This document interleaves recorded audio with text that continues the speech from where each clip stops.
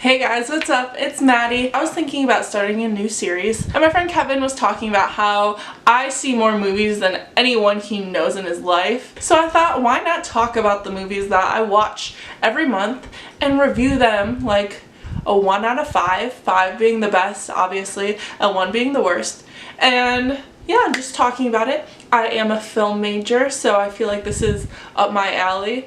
So I thought it would be a lot of fun to start doing this with you guys. Spoilers may occur, and if they do, I'm sorry, but you clicked on this and I'm giving you a warning, so that's your fault. Let me know in the comments below if you enjoy this video and tell me what your opinions are, because while I am a film major in technical terms, I'm also going to be doing a lot of these videos purely opinion based off of what I like, what I don't like. A lot of people in my major probably disagree with me, so yeah, just let me know what you guys think. I wrote down a list of all the movies I've seen so far this month. The first one was Love, Simon. Okay, so basically it's a coming of age story for the protagonist Simon, who turns out to be gay.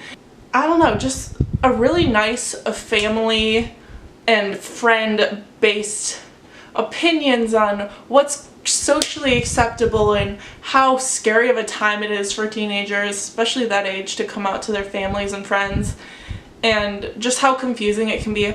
I want to start this off by saying I have no idea what this feels like. I don't know if this was portrayed accurately or not, but let me just tell you, I thought it was very well done. It wasn't cheesy. Well, I mean, some parts were, but you know, that's kind of expected for that style of film. It was very like heartwarming, and they did a really good job with character building in that one. In my personal opinion, I feel like I can't say much about the social constructs of it because, like I said, I have no clue what it's like to come out. So I'm going to leave that aside, but I would give that film like a solid 3.5. And that's being like really harsh. I really enjoyed it. Ooh. I also saw A Quiet Place. And y'all, my mind was blown. I don't know about you guys, but I love like horror and action and all that kind of stuff. And recently, the film industry has been so saturated with crappy horror films. And they all have the same plot, and they're all just jump scares.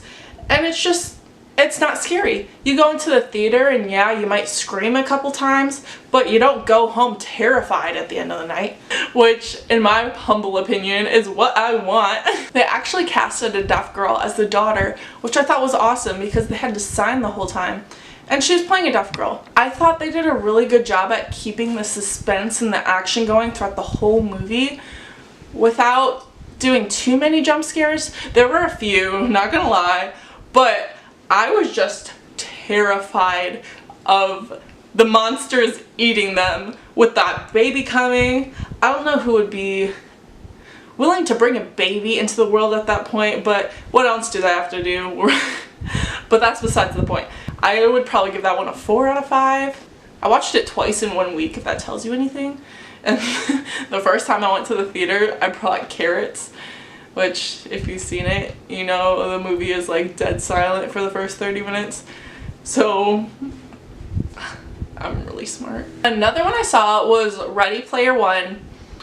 This one, okay, I was so entertained throughout the entire thing. A lot of people who saw the books weren't such big fans of it, so I don't know their perspective because I didn't read the books, but that was me as a child, so I feel ya. But I thought they did really good with building that virtual world. I felt like I understood the characters and I understood their motivations and why they were living like that. It's kind of a weird concept, like if you're trying to rationalize an entire world virtual living through a video game because their life is just that boring and uneventful, and that's their life.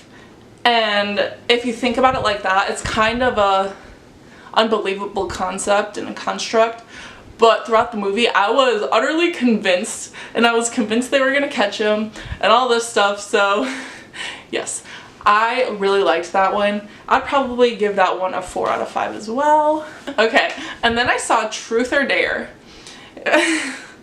And let me just say, I love Lucy Hale. I think she's adorable and she's a great little actress. So when I saw that she was in a horror film, I got really excited. Not such a big fan of Tyler Posey, but you know, what can you do? And the trailers kind of looked really creepy to me.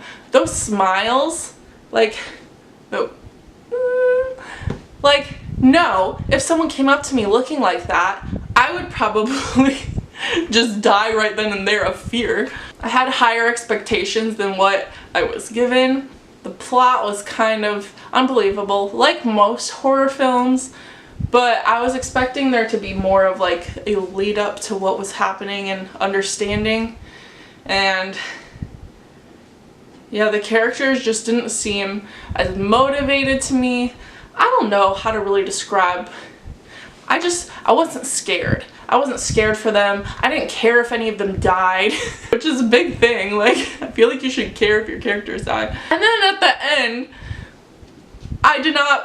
Lucy Hale would not make that decision. So, I'm not gonna give it away, but I didn't like it. I would probably give it like a 2 out of 5 if I was being generous. Yeah, Quiet Place was definitely better. A little bit different, but no, a lot different. Let's be honest here. Blockers. I might be a little biased because I'm in this one as background extra. Fine. Anyways, no, when I was on set, actually, me and all my friends were listening to what the characters were saying, and a lot of it was improvised, and the director would just tell them what to say on the spot, and they would change up the wording every take, and we just thought it sounded so dumb, and just nobody would say the things that they were saying. And so we're just like, we're probably not gonna see this. We were here for a whole week of filming, and you know, time was wasted because we're not gonna go watch the movie because we don't want to. Well, I went and I watched the whole thing and I laughed my butt off the entire time. I know some people, it wasn't their taste, but I'm into really like gross humor, boy humor if you will. Like when they were all puking in the car, I thought that was hysterical. I don't know. So yeah, it's really cheesy and just a good little teen drama.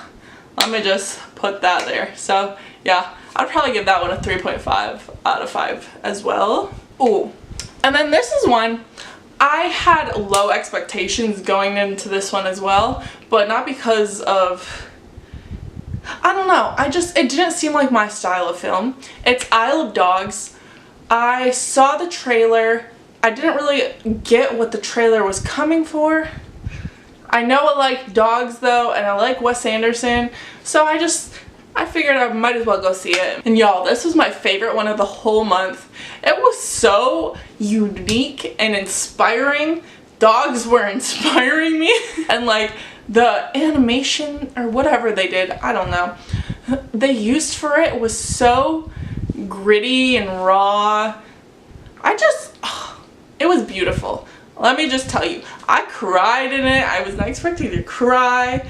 It was very deep. Like, I could see something like that actually happening in the world somewhere because somebody doesn't like something. You know how it goes? So I would really highly recommend that one. I'd probably give that one like a 4.5 out of 5 stars. It's my highest one. I know this one didn't come out in April, but we gotta talk about it. We gotta talk about the new Infinity Wars. I know I'm not a big fan of the Avengers, okay? If you guys have watched my unpopular opinions video, I clearly state that I don't like the superhero movies where every single superhero is jam-packed into one. Well, my friend convinced me to go with her to see Infinity Wars, and let me just tell you, I was not excited. But I watched it, and I loved it. Something about this one. Maybe it's because I really like endings that are a surprise and you're not expecting, and they kind of make you sad because it's like, yes, do something different.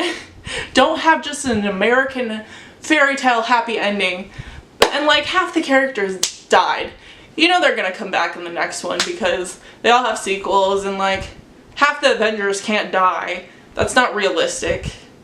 So, you know, I'll probably not like the next one, but I was super intrigued at the end, and I wanted to know what was happening, and I wanted to know if it had something to do with like Thanos' decision at the end, or if it was just the random half the population dies. Who knows? But I really liked it. It's not the best one I saw. I'd probably give it like a 4 stars out of 5. And I don't know if I'm gonna watch the next one. But I was a fan. That's my review. So comment down below if you guys have seen any of these movies. If you agree or disagree with me, that's okay. You don't have to have my opinion on this channel. It's fine. But thank you guys so much for watching, and I'll see you guys next time.